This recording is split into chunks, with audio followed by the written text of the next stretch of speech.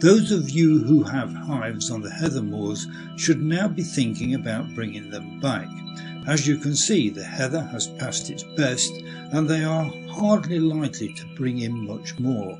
In fact, as the temperature begins to fall into autumn figures, the bees will start eating the honey, which will defeat the object and expense of bringing them up to the moors in the first place. To come up to the moors, you will need a 4x4 vehicle and a good sound trailer. The terrain combined with the weather conditions can turn pretty ugly, as Graham will explain. Right, we've just arrived at the moors. As you can see, the flowers are just about dying out. This is what the views are like. Today is a good day up here. There's no rain and it's fairly mild. It's about 14 degrees. We have been up here at the end of September and we've had a horizontal wind and sleet coming in. So today is very mild. First job as soon as we get there is to bung all the bees in. So I've got my sponge. I'm just putting the sponge in here. It's 7:30 in the morning and the bees are still inside. I'll show you the roof in a minute. So I'm making sure that this is pushed well inside so it doesn't come out. And then underneath here, we need these large stones on top to make sure the roofs aren't blown off. This is a travel screen that we've got here.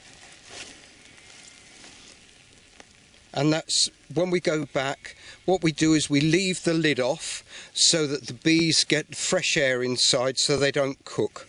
Like migratory beekeeping and moving hives, it's a good idea to have a carrying frame. It makes life a lot easier, especially if the hive is full of honey.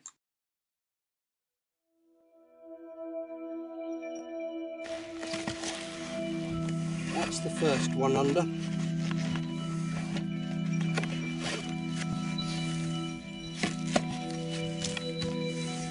I noticed, Graham, on these poly hives, yes, you've got a little cutaway there for that to fix up, which is good, really. Okay, and then the next one comes on. No. I'll demonstrate that. The way these works is there's a metal bar there. This one hooks down on that one. It hooks in the other side as well. And then when we lift it up, it clamps both the sides and there's a rung under the bottom to stop it slipping out. Okay. And that's how it works. You walk this way with them.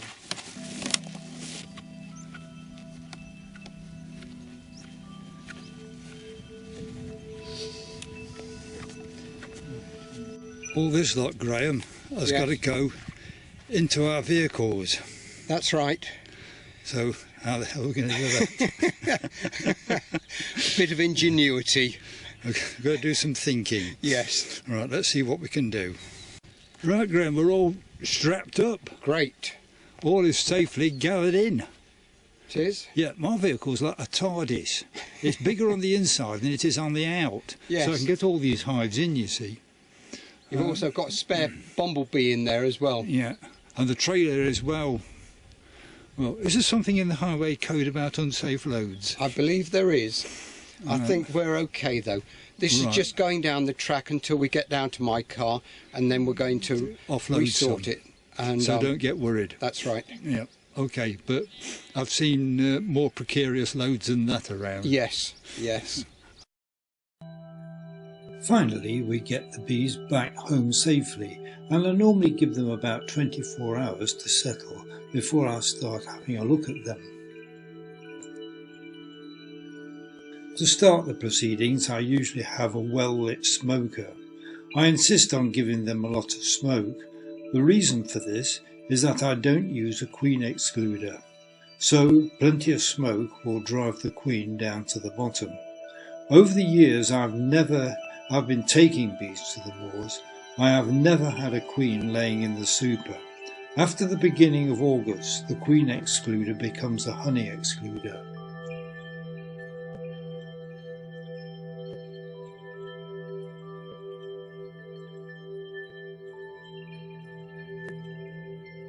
After moving the straps, I can now lift off the travelling screen. And you can see there the hallmarks of heather honey, those white cappings, that white wax, that's typical of heather honey. We then lift off the super, and it's heavy, believe you me. And as normal, we put that on the roof, the upturned roof. You can see this is quite a strong colony. It's no good taking weak colonies to the heather moors. They have got to be strong, and also they've got to stand the couple of months they're up there.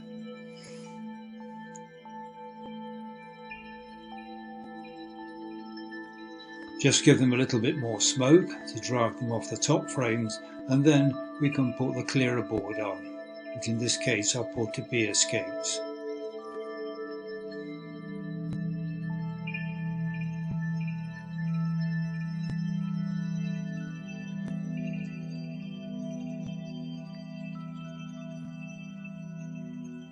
Finally, then we can replace the super back onto the DerbyshireBKAs and the clearer board, and give them 24 hours for them to clear, as in the normal way.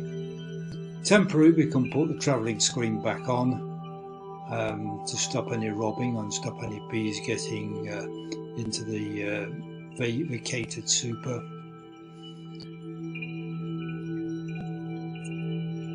And finally, we put back the roof.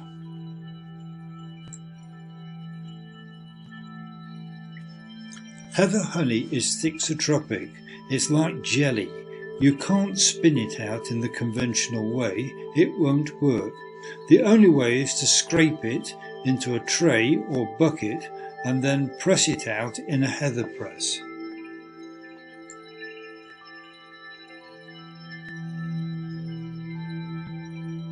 Ideally, you should scrape both sides simultaneously. That way you don't stress up the foundation and start damaging it. I know it's a sticky mess, but at the end of the day, it's worth it.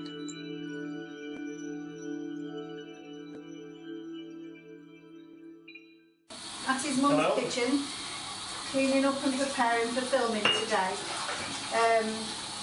Really good. He's invited us to his mum's home, or his home. Yep, and we're going to have Stuart showing us how to do, what we're going to see, moulding, wax I'm going to do moulded candle. So this is actually a wax mould, so I'm going to do this one, which I made myself. Oh, I don't even touch it. Pick it up, you'll be fine. This is amazing. No, I'm not. I'll pick the whole stand up. The detail is amazing. Stuart tells me that he's actually created the mould himself from an ornament and some silicone. There you go. Here's a silicone mould. The mould. Food grade silicone, got that off the internet, split in half, so you can obviously get the mould out. Excellent. Gaffer tape to bolster it and reinforce it. So all I can say is we're going to be in for a good film today. So we'll see you in a bit. We'll see how we get on. Right, we've got the wax melted down now, ready for the owl candle mould. So, I'm going to switch it off now. Everything's all there, molten, all done. This is nice, good quality wax, this heather cappings. Just wipe the base so you get no water coming into the mould or anything like that. We are going to filter it again though, just to make sure everything's spotless really. Best thing is a piece of printer paper. Any wax spillages, you can peel it off printer paper quite well. No staining to your wax or anything at all like that. J-cloth filter again, as demonstrated. This is the last bit of wax just draining through. You can see how clean this wax is, no debris in the pan, so this is really good, show grade wax. Just place the pan on the paper. So that's all ready now to pour into the candle mould. One thing I want to do with this is, leave this to warm up. Obviously it's been in my shed, so now I brought it into the house the other day, so the mould has warmed up now to the room temperature. If it was too cold, you might get a bit of a thermal shock, something like that really. So the mould is nice and warm. You'll get a much more better quality mould. Once again, I said, with the printer paper, as you can see, any spillages. Is there any particular care you need when you're pouring into mould, Stuart? Just do it gently, really, more than anything. Obviously, I've made this myself, so aim to pour it in the centre. Main thing is keep the wax filtered, which we've done now. So this is quite a large mould. This holds 12 ounce of beeswax, so it takes quite a lot. Nice and steady. Filling it right up to the top.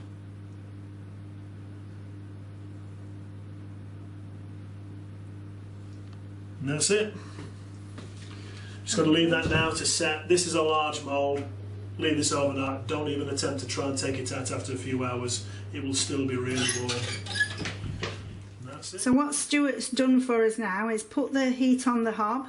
He's filled this with fairly warm water to give it a start, and he's resting a pan within a pan of the warm water to melt it. This way you're not going to get any accidents with wax flaring up into flame. In the sink. Obviously we use Fair Liquid, the antibacterial one. Done that. Give them a rinse under the tap as well. Now I've loaded them into the oven. Good thing about the electric oven, you can adjust the temperature whatever you see fit really. I do these, I'll normally fill this up. This will hold about 50 12 ounce jars. You get about 40 pound jars in there. Set it to 80 degrees so it's really, really hot. Obviously the lids and everything, the lids usually go in this bottom tray. I've only got a few this time just to show us this is all for demonstration purposes really. Load it all up onto the rack. Make sure there's no cat hairs in there. Oh yes. That's a joke, he had a cat hair once. Yes, oh yes, always include that one in. So what I tend to do is, so I'll give you an idea. It's a kitchen roll. You can easily throw this away at the end. So you put the lids just on the base, under here. Everyone's oven's different, but this is the system I work. Jars on these two layers, lids on the bottom, load it into the oven, so obviously all is there. We did used to have an order on the farm and you could not use accuracy, but this is so nice. Just set it down to about... This is a bit more modern. 80 here. Right, so this is a fan oven. Yep, fan assisted oven, yeah. Yeah. So the benefit to this is that they come out sterile, dry and completely ready to use. Yep. And also when you pour in honey, if the jars are nice and warm, the honey goes up the jars, and with the hexagonal jar, one of the issues is you'll get the bubble around all the cups. That's a show you, I've got one. Yep. So you don't get the bubbles, but if the jar is cold, you'll get large bubbles under there. But if your jar's nice and warm, the honey rises a lot better. Saves also any risk of cracking the jar as well, because if you put hot honey into a cold jar, you could get a crack. Yeah.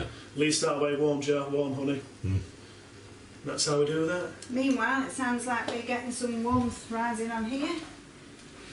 Come and have a look, Keith. We're melting. The wax is melting. Excellent. Yeah. How long then, Stuart, does it usually take you to melt a pan full of wax? This is a small pan, so it could be half an hour, 40 minutes. Yeah. Sometimes when the wax has been filtered a few times, you can melt it a lot quicker. Yeah. So this has already been filtered a couple of times already. This is filtered up to show spec really. Use J-cloths, basic Sainsbury's J-cloths. Yeah. Best kind of wax filter. Well. Exactly, yeah. And they make good fire lighters. Right. So Righto, so this is me a piece of kit now which I use for filtering the beeswax to get it up to a level before it's again refiltered for the show stand and everything. So this is a wax melter too. Bought this a few years ago. Obviously you can fill it up. The idea is if you're doing a lot of super wax, which is your cleaner wax, works on the sedimentation principle. What you do is you draw off so much water from this tap. Once you've got your wax which is molten, that lowers it down to this tap, and then you can draw off the clean beeswax, run it through another filter with a J-cloth in, and you get this nice cake of wax in the bucket, and that's been filtered from the super wax, worked off the sedimentation principle. yeah, very clean as well, Stuart, isn't it? Yeah. Yeah. So obviously, sometimes we only have small quantities of wax. This is where I've got the tin bucket insert. Holds about 12 litres of wax. Stainless steel again. Put that one in here. Now this is some wax which is steamed out of these super frames what had the heather in. I've done the cut comb, so just to steam out the frames ready for putting new foundation in. And this came off really 11 frames, just this amount of wax. You wouldn't believe it really. So what we do is literally load that into the bucket. Last few little bits here.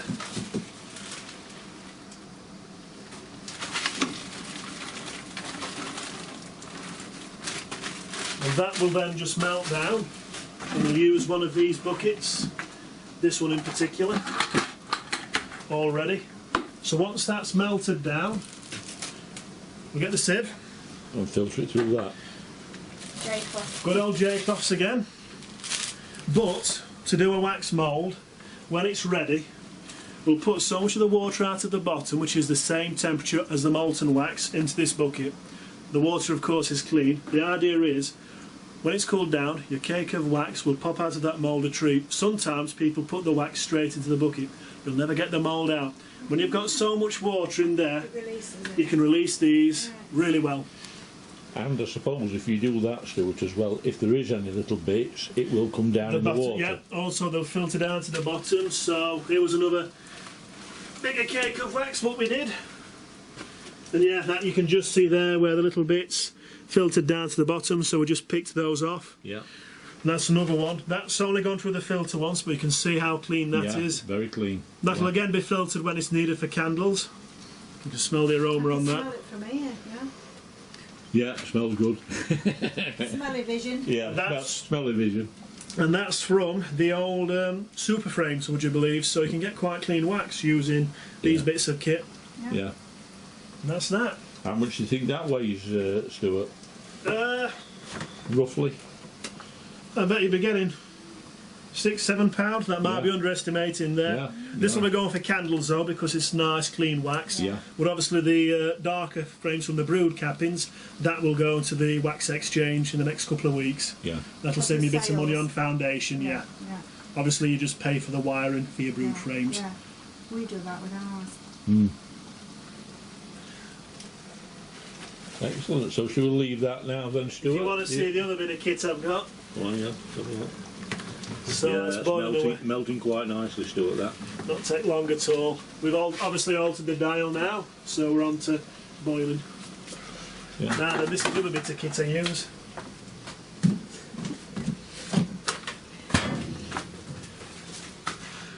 So when I explained about the bee incident, when I'd made my own steamer for steaming out brood boxes, I decided, right, I'll save my pennies up and buy a proper steamer from Thorns. Got this a few years ago now.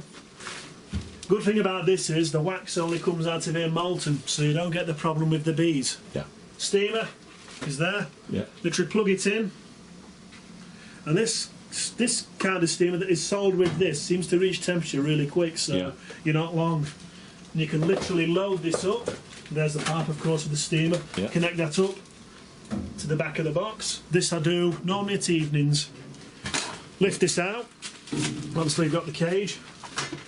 And what I do is, so when it's the old super frames, which I'm going to steam out, obviously for reusing, like you've got here.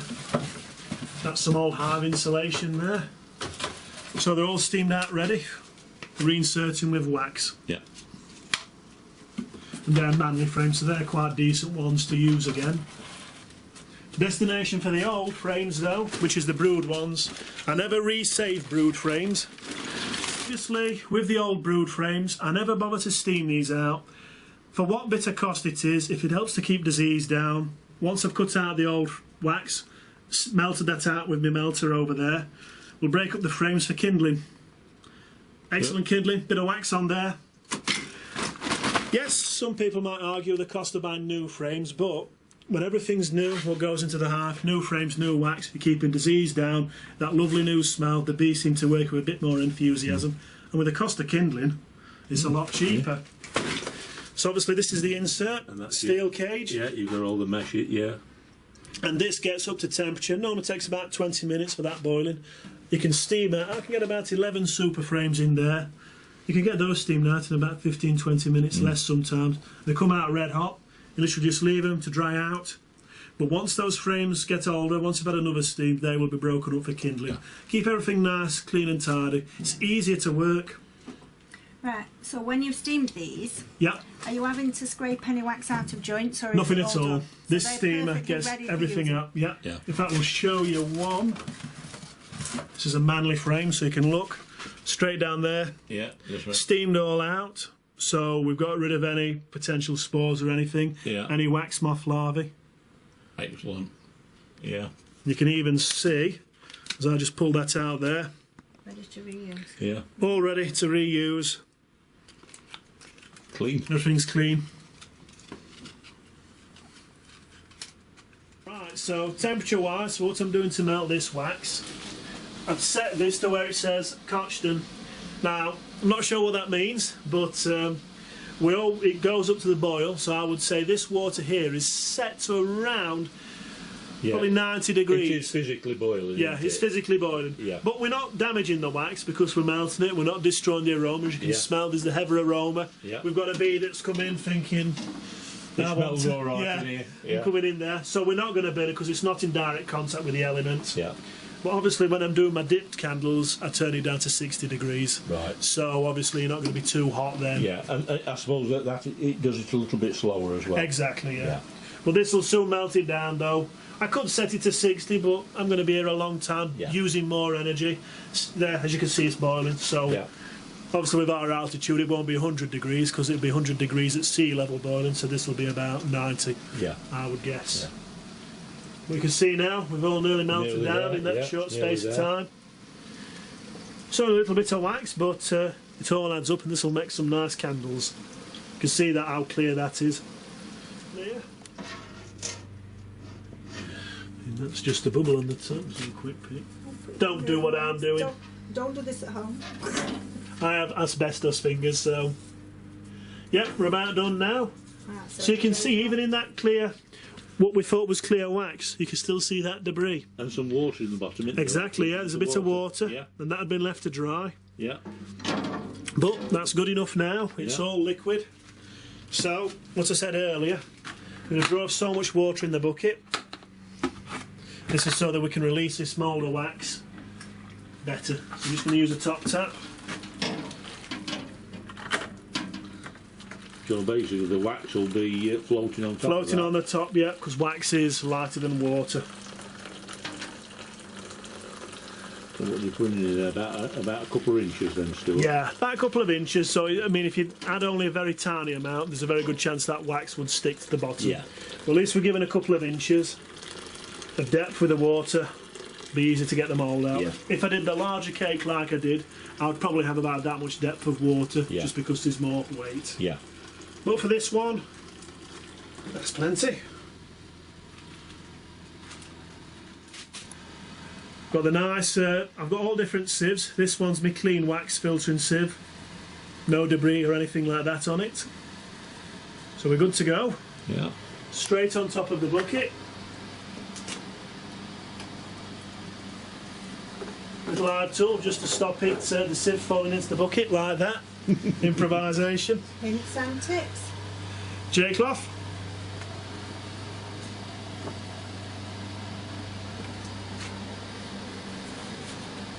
Use a bit of the kitchen roll. This is at the end so I can just wipe out the bucket clean. So that's it. Not got much wax here, but it all adds up.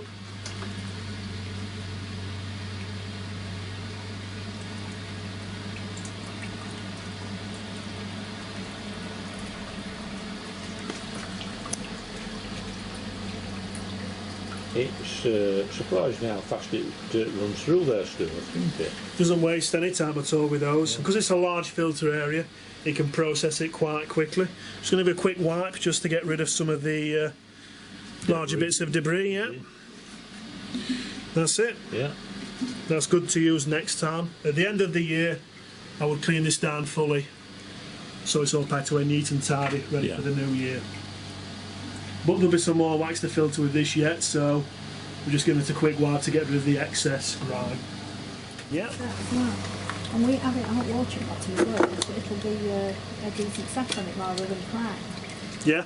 I mean, sometimes your larger Moulds will crack, but obviously the idea of keeping the water in the bottom at the same temperature, you can release your mould so much quicker, no issues. But also it gives time for any heavier debris that's passed through the filter to settle down. Yeah. But you can see that cake of wax looks clean when I first dropped it in. We can see already we've got that bit of debris, well, quite a bit of debris actually. Yeah. We can see though when you look in the bucket now though just how clean that wax is. Yeah, a lot cleaner, isn't it? Excellent, Stuart. So you just have to let the water go cold now, and that's it. Yeah. Job's a good one. Yeah, excellent. Okie dokie. So what I've got here, this is what I do all of my bottling with. It's the Kochstar baby bottler. Bought this from Thorns about 4 years ago. After I had the cat hair incident at the honey show, I was never allowed to live that down, so I thought, right, we've got to have the best bit of kit possible to produce a nice premium product to a high standard all the time. Good thing about this is you can adjust the temperature. I always have it set to around 50 degrees. Obviously, if you heat the honey too much, you destroy all the benefits with it. It just becomes more like, I suppose, caramel, doesn't it, if you overheat it too much. You can really control the temperature with this. Obviously in there, it's all solid stainless, so you get no risk of reactions with the honey, anything at all. It still looks brand new, you've kept it I keep everything clean. Your cat hair incident will always smarten you up. The filter we use, obviously you can get this from Thorns. This is a very fine grade filter, so it's like the mesh. I think it costs 30 quid. I've got some £34 it was for a metre of it, and you've got this doubled, haven't you? You've got two I've folded it over twice, so you've got that elastic bands as well, keep it all tensioned and tight over. Right. And that will filter everything out and keep it clear as a bell. One thing I did read in the BBKA a few years ago, and it said about how beginners at honey shows always win prizes because the honey sparkles, because they've got new foundation. None of my super foundation is ever any more than 3 seasons. What I do is, with the supers, the very clean ones at the top, they will go, say, perhaps a second or third super the following year. The supers that start to get a bit of pollen in, a little bit darker, they become the first super, and that will be melted down at the end of the season. If you're keeping your wax nice and clean, again reduces the risk of nosema, any of those risks of disease, but also because you've got nice clean foundation, your honey spins out a lot better and it sparkles all the time. You don't get dull honey. Fantastic tip, that, Yeah. I'd never, I mean we've been doing it years and I've never really thought about that, so that's another fantastic tip we've learnt today, so that's great. And the advantage with changing your wax in the super foundation as well is the wax you get for your candles is always a lot cleaner and a lot nicer. I've heard stories of some beekeepers has got super foundation that's 40 years old. I was a little shocked when I heard that. You can see this is, your wax is always a lot more yellow and everything, real nice colour, and you can even get nearly white wax as well sometimes. And I noticed this. Yes. When it comes to doing a cake of wax for the honey show, a silicone one. Silicone mould. That's why I had such trouble getting mine out the mould. Another good tip, folks. Amazon, 2 for the price of 1, 12 quid. Tip and it's got a of the 10-year month. guarantee. So this is our tip this month. Thank you, Stuart. Yeah. So yeah, because we've often talked about how we recycle as brood wax. Yeah. But there's never been any emphasis on super wax. On super wax. Yeah, well, so I can show you some cakes. So it's a good point, that, Stuart. Yeah. It is a good point. Yeah. Dogs allowed. Enemy number 1. And number 2. Yes. Very good, Tigger. Stuart's gone upstairs to get the cat, or take the cat back. Look at this. It's so intricate. It's absolutely fantastic always coming back now. Next time our Chesterfield lot turn up, they'll howl with laughter when they see that. We're just intricately looking at the detail on this. This is a fantastic example. This is us, what, 20 minutes later maybe? And this is now in a liquid state. So here's Stuart all geared up and ready. To make sure there's no human hair in the honey. So obviously it's a food product. Most important thing is you always want to be near hand washing equipment and everything like that. Don't do your honey bottling in the garage. You've got to have all this kind of facility. That'll of course keep everything sterile, nice and clean. Another top tip is we're doing some for the honey show here. So obviously, when you're busy extracting the honey all through the year, you do lose track of exactly what is what kind. This one, obviously, I've written down the moisture content because the regulations are 20% under. Ideally, you don't want 20%. Aim to get it a bit lower. So this one is borderline.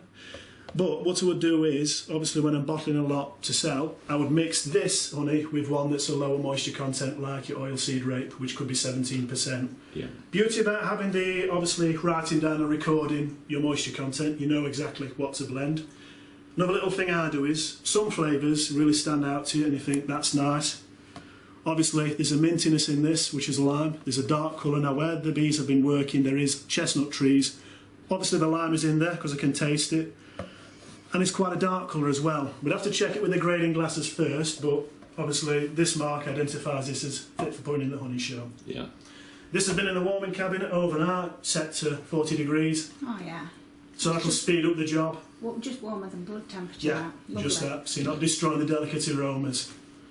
Spatula, of course, to get everything out of the bucket. And now we're going to load up into the bottler. Oh, lovely.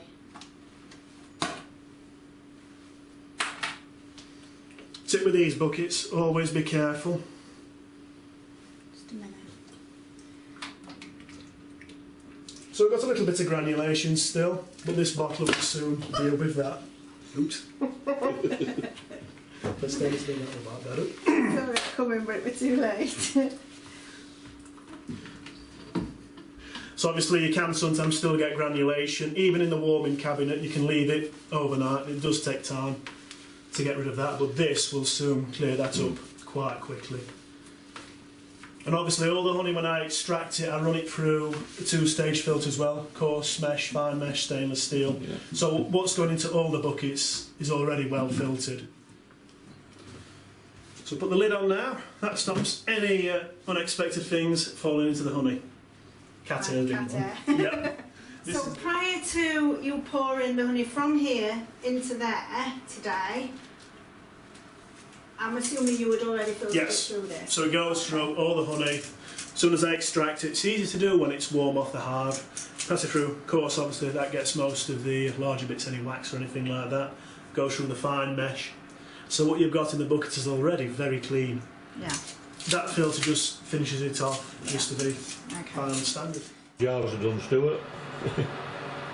So we'll get these out now. Do it like that with the jar under, stops anything getting in. Yeah. I've got asbestos fingers, so I can assure you this is very hot.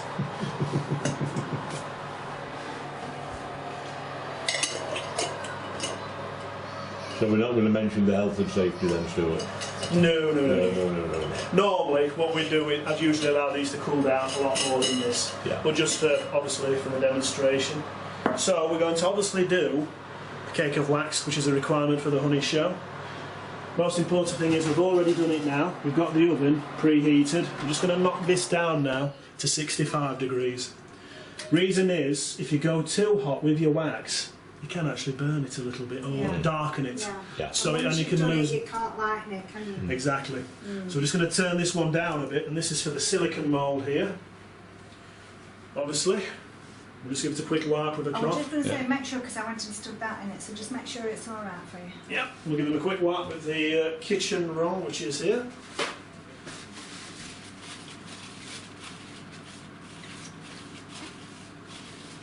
So this gets rid of any unwanted extras. Like cat hair. Oh yes. We'll give it a swill just over the tap, because it'll do no harm.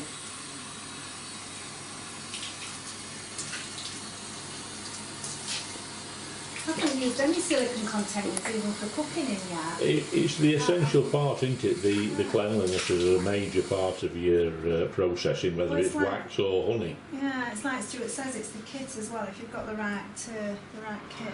Yeah. So obviously with the silicone mould, we're going to get the right tray. Put this in. Bear in mind this is actually 80 degrees. So obviously this fits in there quite nice and neat. Yeah. Obviously with a silicone mould, they are good moulds, but you just still don't want to trust it on its own. But this mould is rated up to 200 degrees when I checked all the details on Amazon. Oh, So it's a 10-year guarantee as well. I mean, I got 2 of these for 12 quid. I mean, it's really good value. Yeah. The other thing as well, when you're doing a silicone mould, that oven of course is creating currents with the air. Right, So you lay something over it. we do. Right. Now we need to get the right size plate.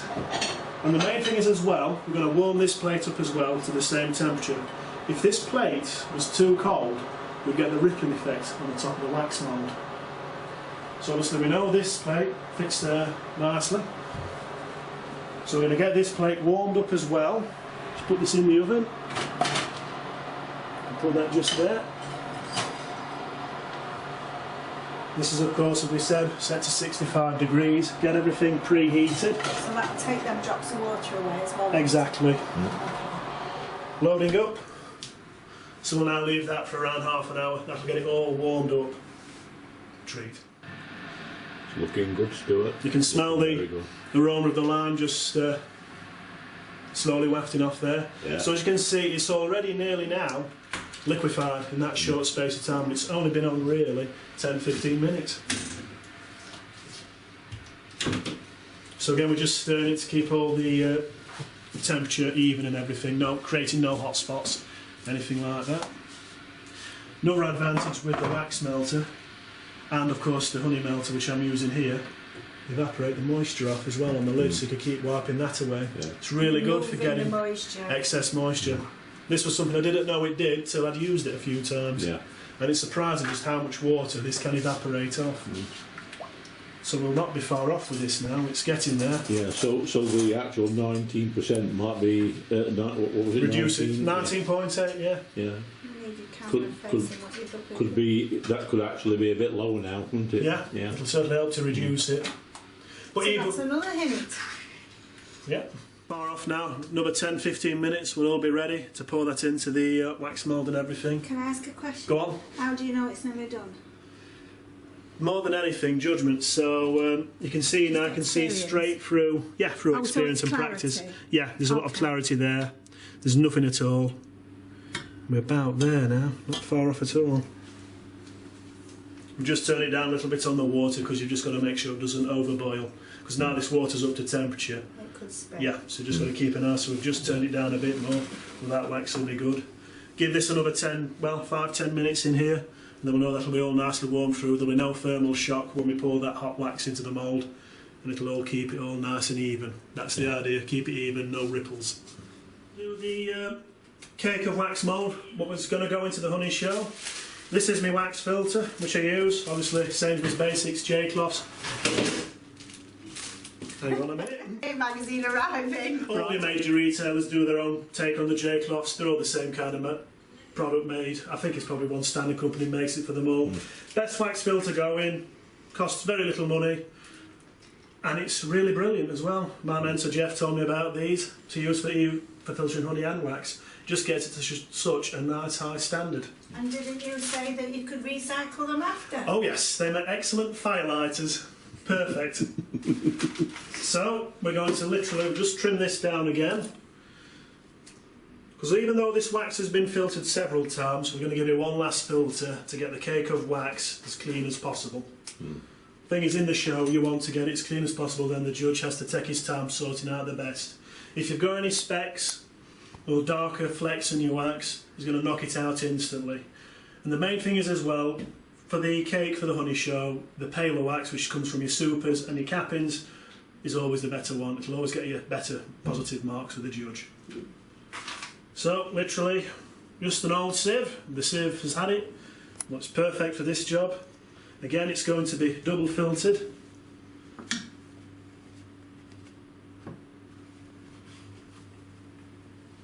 Couple of elastic bands, keep this in place. More elastic bands.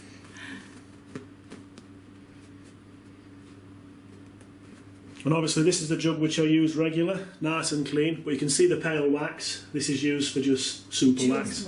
I've got 2 jugs, another one does the darker wax, this one for the pale.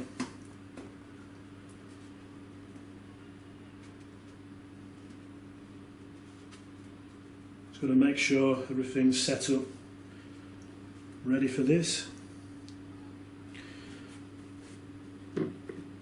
Right, ready to do that. As you can see, we've got the newspaper all around. Perfect for mopping up any wax spillages. There you go, that's it. So, you know. So, obviously when you take this pan out, water's going to run. yeah, you just stop a moment. All now is warmed up, 65 degrees, ready. We're all ready now for pouring the wax. First thing we've got to do is, just going to literally line this with a little bit of fairy liquid. This will make the mould pop out. Even though this is silicone and got a reflective surface, a little bit of fairy liquid just helps it to clear out. You'll get no blemishes. And what do you do? Just smear that on Yes. and let's do it. Yeah, I'm going to show you. So, a bit of kitchen roll again. You don't need a lot, just a little bit really. Too much and you can stain the honey. But you have to do this when this has been warmed up nicely. As you can see, there's no specks on the mould. So we're literally just going around, evenly distributing it. And so is a theory then that the fairy liquid could be washed off the set after the... It can be that, but I've found out more than anything, when you line it with a little bit of this, the wax will pop out of the mould so much nicer. There'll be no bits of wax sticking to the mould. It's like a bit like a releasing agent, really. Yeah, yeah. And it's this was a tip I was also given. I read this. That's what I used last time I did mine. Because you can buy spray agents that you can put on, can't you? You can. But this is a lot simpler. Yeah, And everybody's got cheaper as well something probably. else. Yeah, exactly. But also, of course, then when you do another mould, it is easier to clean as well once you've lined it. So just make sure that's all nice and even. No cat hairs. No cat hairs, yes. Tigger loves to get the hairs in there if you can. So then we're just going to literally just give it another few minutes in the oven now. So we can see that's all lined up. Yeah. We're all ready. Speck of dust out.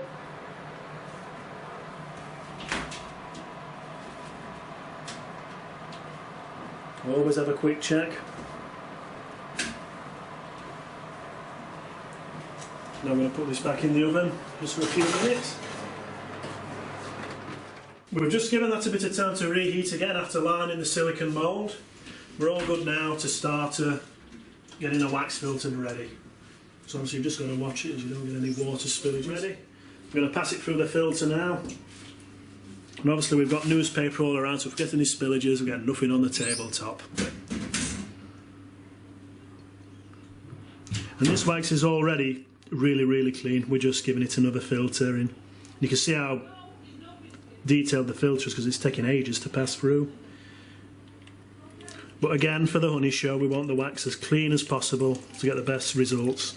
Just makes it look better if everyone's to the same standard. It's harder for the judge then to choose.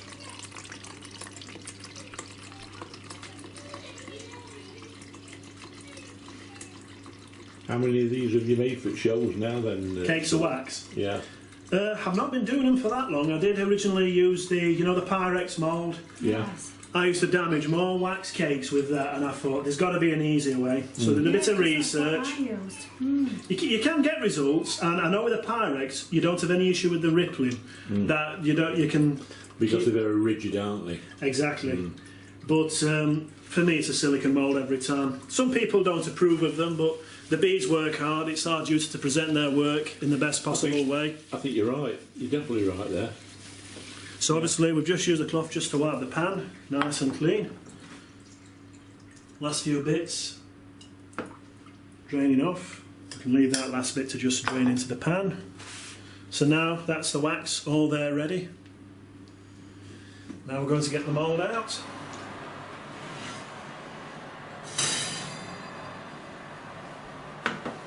So everything's all nicely heated up. Now we're literally just going to pour it in. So as you can see, the wax and the mould are at the same temperature. There's nothing cooling down because it's all nice and warm. You'll get a few little bubbles, but we keep the oven to temperature for a while longer yet, and that'll stop them setting. So this is probably about as deep as we're going to get. So you pre-worked out that that's the right amount for the... Yeah. Exactly. So I've just got. How many ounces are they? Minimum? It's about £1, isn't it? Minimum. I think I've seen some that's really tiny. Now this mould is actually going to be quite a bit over that weight, which is fine really. So I've got to lift it in nice and gently. So we're already loaded in the oven. Plate of course, nice and warm. And the plates to stop the rippling effect. Exactly. Plate, place that on top. See, I did it several times with a sheet of glass on top, trying to achieve the same thing that you're doing now, and it didn't work for me. So that's all nice and tight up. Just making sure that plate is sat there nice and evenly, which it is. So leave that there like that. And how long do you leave that in for, Stuart? We're going to leave this at 65 degrees for about another 40 minutes. Then I'll turn it down to 45 minutes for another hour, and then switch it off and just leave the natural heat in the oven to slowly cool down. So come this evening, that should be done, nice and even. So it's no food till tonight? Yeah. Well, I can go to Toby Carvery's just down the road. They do nice big portions, so I'm sorted for that. Blue Peter style. Here's one we made earlier. So this was done with my larger silicone mould. Same principle, exactly with the smaller one. As you can see, nice and even, no specks, no blemishes. But this is what I explain about the rippling effect. As you can see, we've had something on the, obviously, to stop that effect. You can see that's nice and level. Not quite 100%, but it's very difficult to get perfect level. You can't always get that, but as you can see though, the rippling isn't obvious. There's nothing much there, nice and smooth. Yeah. And to get the perfect mould, you can do 5 or 6 attempts even with silicone moulds. Yeah. There's always variables that might alter a little bit. But this is what we're aiming for. Nice, even on that side, but also clean, no blemishes and polished there. on that side. Yeah. Do you polish that anymore? That looks nice, that, Stuart. Your best wax polish for candles or anything, would you believe, is kitchen roll. Yeah. With nothing It like never sticks. So people have used cloths in the past when they've done candles, and you leave the fibres on. The kitchen roll is like when they do dip candles. Obviously, you'll get the bloom on anything that's naturally beeswaxed. It's like white, just like on the mould there, a little bit of whiteness. But basic, simple kitchen roll. Polishes it up, you don't get the residue, but never warm your wax. Explain about the condensation you can get off the bucket of honey what's gone into the melter. Look at all of that. And that's what's been sweated out of that bucket of honey. Oh, you can see it, can't you? Yeah, all that condensation. Yeah. Huge amount, didn't they? Proof's in that, so we'll get this wiped down, and we're now just about ready for bottling. If you come and have a look now, you can see how clear it is.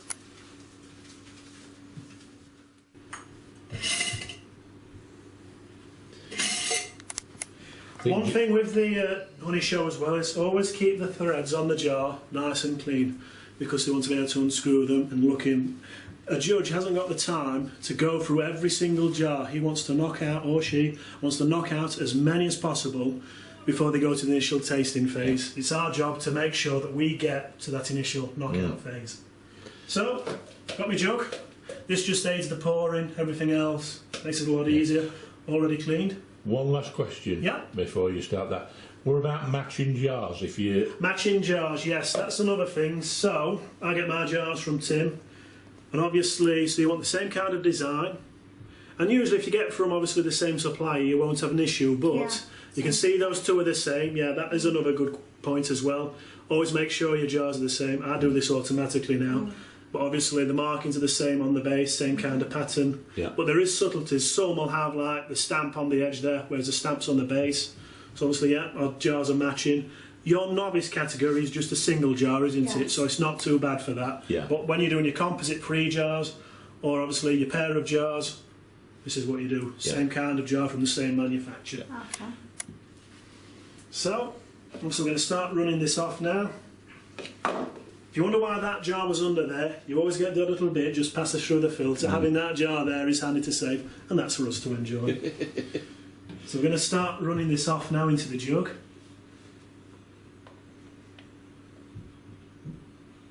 You can see how it just passes through the filter. Getting too many bubbles here, it's filling up nice and quick. And that filter just stops, of course, any specks or anything else working its way through. But because the honey's already gone into this bottle, very clean as well, this job is a lot easier, a lot quicker. You can see how dark it is, so once we've got this poured into the jars, we'll do a quick check to see what category it is. Is it borderline light or is it borderline medium? Have you got your own? I've got my own grading glasses, Oh. yeah. I bought those as soon as I saw those on offer at Thorns. I thought, right, I'll order a pair. Yes, they're not cheap, about 20 odd, about 25 quid on I bought them. But they make life so much easier because again, I've seen categories where they're not at a look and the judge is just literally shuts them out. It takes the guesswork out. It does, it just makes it a lot easier. I mean, this could be borderline or medium, but the jar, well, the grading glasses will tell us for sure. I've never had dark honey, ever. I don't know if many membership do. It's normally medium, and this is some of the darkest honey I've had this year, really. Normally it's a lot lighter colour. We know there's lime in there, and lime is a very pale colour, but this is why I think there might be chestnut in it, because chestnuts are around there, and it's also a darker honey, and a sweet honey as well. We've had chestnut, haven't we? And you know, not a lot, but it does tint the honey. Just a little bit, yeah. So, we've literally just done that. I'm going to get another jar. And this is for this one.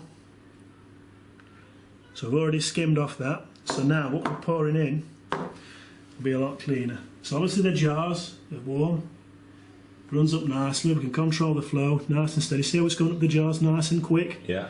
You always want to do this about 2 weeks prior to the show. Gives time for the air bubbles to rise. So we're filling them quite a way up, like that. And obviously with the jug you can control it. Filling it right up to the top nearly. Not all the way, but just to there. We might have enough for this one. The reason why I ran off the excess bit first is the judges have always commented when you've done a commercial class, say 6 jars, there'll be the first one which has a load of bubbles in, and they can always tell. So that's it. We've now done these, so we're going to put the lids on, keeping the threads nice and clean. Now this will be left to settle for a week or 2, and then the idea is then all these air bubbles which rise, you'd skim these off. Basically again the judge wants to see honey that's nice and clean on the top. So again, check your lids, no cat hairs. Example of what, Stuart? Just double check it's alright first.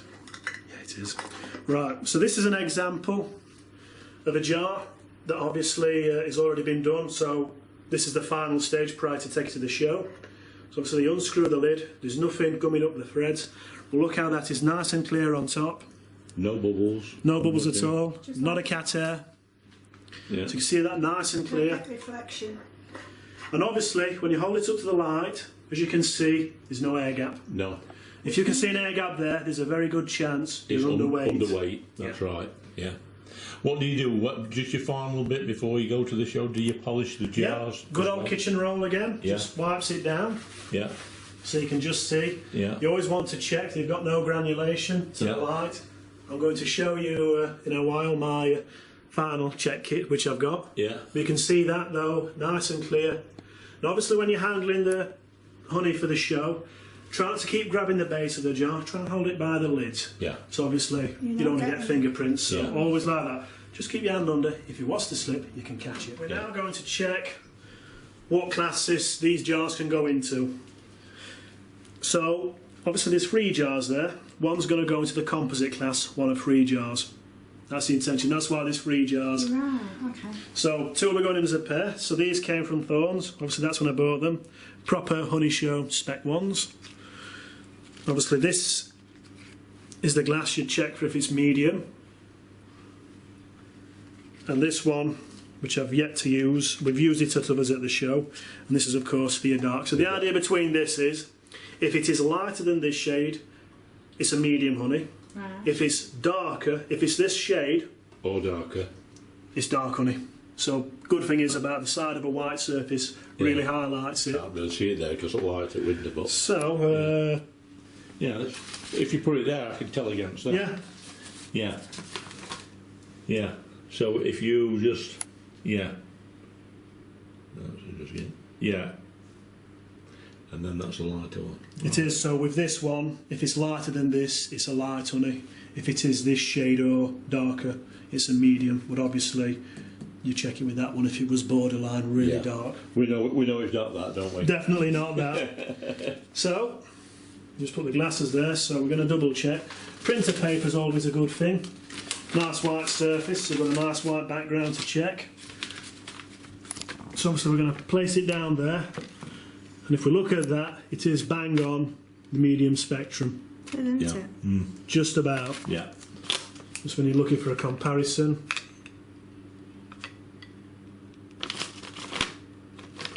Whoops. Yeah.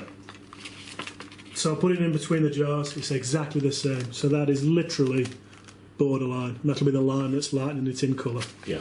So we've So we're checked classing that. that as medium then? This will be on the medium. It's literally just on the spectrum of medium. So now we're going to do some checks. Is it up to the final standard for the honey show? Are we cat air free? That is the question. So obviously, Alan Woodward, when I stewarded with Alan, he uses the same kind of torch of this. Red Lenser. Yeah. My sister's partner, he ordered that off Amazon for me a few years ago. So it's a nice security grade spec. Really intense beam. Yeah. As you can see on there. And this is what all the judges do with honey in the show. So now he's going to try and knock out some more jars before he gets to the tasting section. So, the jar behind here. Now obviously we've still got the air bubbles. It's still not risen yet. But you check here thoroughly for anything that's made its way in there. Foreign bodies. Yep, foreign bodies, cat hairs, bees' legs. That has happened where they've not gone to the... If they haven't known to filter it properly, you can get that. But as you can see, that is clean. Nothing at all in there. But we will check this again near to the time once those air bubbles have risen. So we're checking this one as well. You can see there's nothing in there at all. Judge even checks under there. So you can see that's all the air bubbles. Yeah. But they will lift within the space of a couple of weeks. Yeah. If you did this too soon, it might start to granulate. Then you've got to warm it up again. Yeah. But obviously what you would do to warm it up though, if it did, put it in a pan of water, 50 degrees, and you leave it in there for about an hour, hour and a half, and that will clear any crystallisation up a treat. Right. And that's another trick. Would that not leave limescale on your jar? No, Maybe? no, not if Don't you... mark your jar. So that's what we do. If we've got granulation, I can show you with one, just to give you a demonstration. So it's still, when you look, quite clean. Yeah. But what we do is, so if we've got a bit of granulation in this jar, we place this in the pan of water, fill it up, so we're literally just below that, so water has no chance of getting in. Right. Yeah, just And below the lid. Just below the lid, exactly, yeah, so no water would get in, and that will lift any granulation that you get in the jar, because some honey does granulate quickly. If there's any oilseed raping, that will always granulate quick. And that little temperature gauge. So this is how I would pack up the jars, nice and neat, the kitchen roll. Keeps it all nice and tidy. Again, as long as you keep the lids nice and clean when you put them there, the judge can get the lid off and check. But try and drive steady, obviously, avoid the potholes if you can. But I like the Journey to Derby Honey Show because there's a really good chippy at Cromford. It's become a routine. Well, thank you very much then, Stuart. I'm sure we're going to all learn, it's much appreciated. learn a lot from You're very this. And I'm sure everybody's going to enjoy it. Yeah. Well, I put a lot of this down to my membership at Chesterfield as well. I've learnt a lot from my mentors, John Hollingworth with wax, Jeff Matthews with honey, Dave Whitmore, and Alan Barnes, bless him, when he was alive. He taught me a lot. It's getting all the knowledge into it. Had some very good mentors, And we've got to say that Stuart also started, obviously, as we all do, as a novice. He's not always been this expert, but he's now our class expert. Yeah. Put it this way, he wins first prizes and walks away with all the silver. And look at that again. Just as a final, that is absolutely stunning. It is. Yeah. Beautiful. Yeah. Anyway, Stuart, good luck at the honey show. We won't be there this year. But good luck, and hope all goes well for you. Fingers crossed. Yeah, I'll leave you to it now.